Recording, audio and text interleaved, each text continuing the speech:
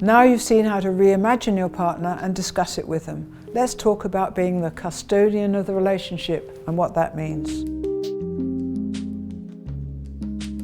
So, going forward after your initial work with a therapist and after this course, you need to take care of your relationship by taking turns with your partner on a weekly basis of one being in charge of your mutual happiness. As the week-on, week-off custodian of the relationship, it's up to you to make sure that you have an IMAGO hour once a week where you review the last week, how it's gone, and make plans for the synchronized diaries for the week ahead. If there are any conflicts or disputes or issues, the custodian of the relationship should be the one to make sure that it's raised in conversation by starting with making a time to discuss it. The custodian of the relationship will also be responsible for holding a zero negativity challenge. What's a zero negativity challenge? Well, hurtful words in a relationship can be like a drop of red dye in a glass of water that turns the whole glass pink. What starts out as a slip of a tongue, a small slight from one person to another, sets a process in motion that slowly or quickly permeates the relationship and begins to define its tone.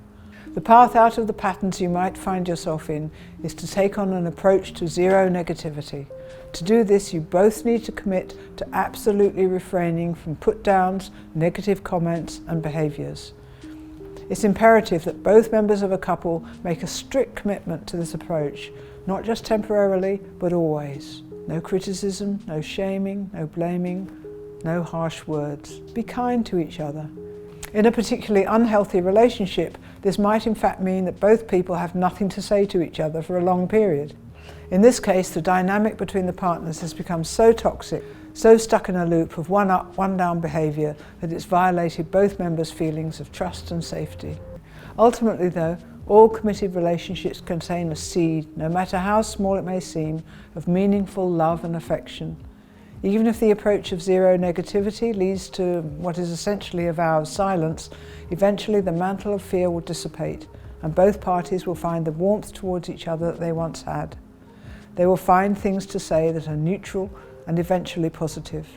As the activated fear in the lizard brain diminishes, both people will begin to feel safe with one another, which is the primary and most important foundation of a healthy relationship.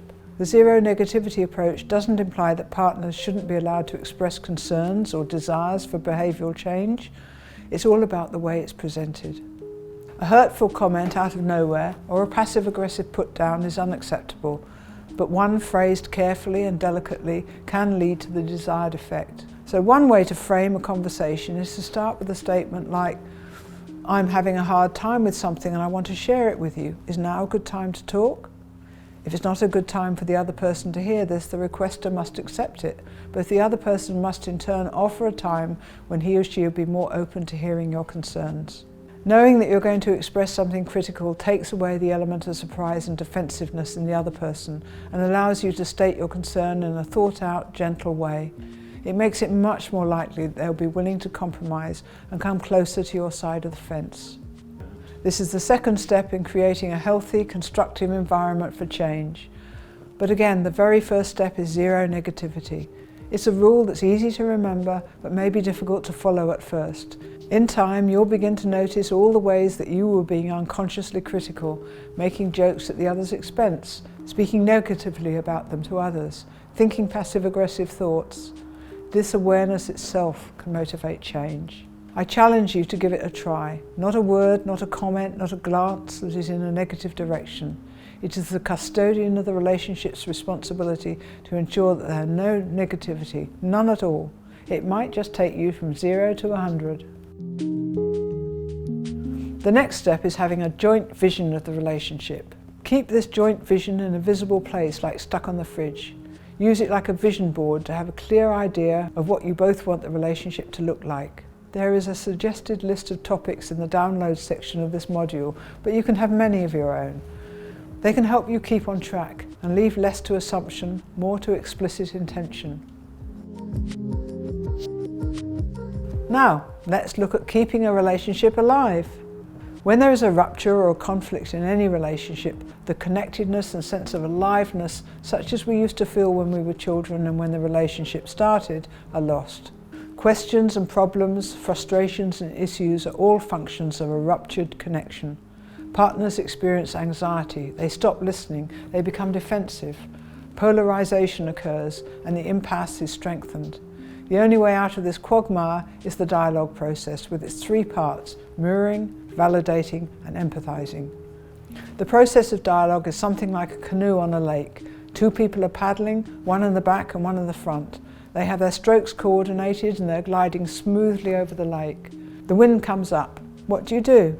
Keep paddling. Use the small, smooth strokes that you used before the turbulence arose.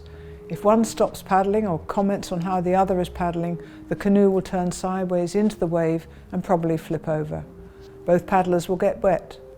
This is a metaphor for most fights. However, if both persons keep paddling just as they did when the lake was placid, but with the added effort needed because of the wind and the wave, they will keep the canoe afloat and probably stay dry.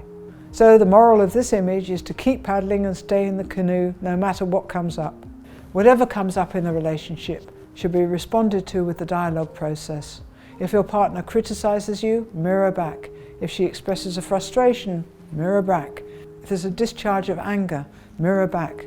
When he is sharing about feeling overwhelmed, mirror back. When she's talking about advancing her career, mirror back. So listen deeply, mirror and say, "Let me see if I've got you," you said. Invite your partner to say more by saying, "Is there more?" Check for accuracy by saying, "Did I get you? Was that right?" Follow through with validating and say, "What makes sense to me in that is," and empathize by saying, "And I can imagine that makes you feel." And if you do that, no matter what comes up, you will avoid the impasse and you will be able to navigate your way out of the power struggles and back into safer waters. And with repeated use over time, your relationship will change from dangerous to safe, from polarizing to connecting. And then you will have the relationship of your dreams. The ideal solution is this: dialogue is used all the time so that when the storms come, the skill is honed and keeps you from tipping the canoe into the lake and getting wet. So whatever happens, whatever comes up between you and your partner, stay in the canoe and paddle. I'm often asked, how do we establish an even deeper connection? It's easy. A gentle touch, kind words and sweet looks shared between partners helps you remain emotionally united. Speaking with a calm tone, even during disagreements, can also alleviate some of the pressure and stress when two of you are not on the same page.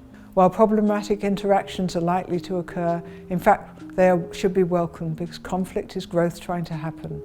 Having a solid foundation of positivity will make the negative interactions less destructive. Your partner likely had a multitude of experiences before you met.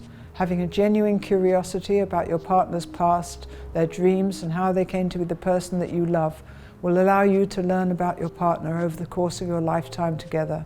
Staying interested in your partner's professional and social experiences outside the relationship also supports your connection. Long-term relationships are never perfect, but there are always an opportunity to grow, both individually and as a couple.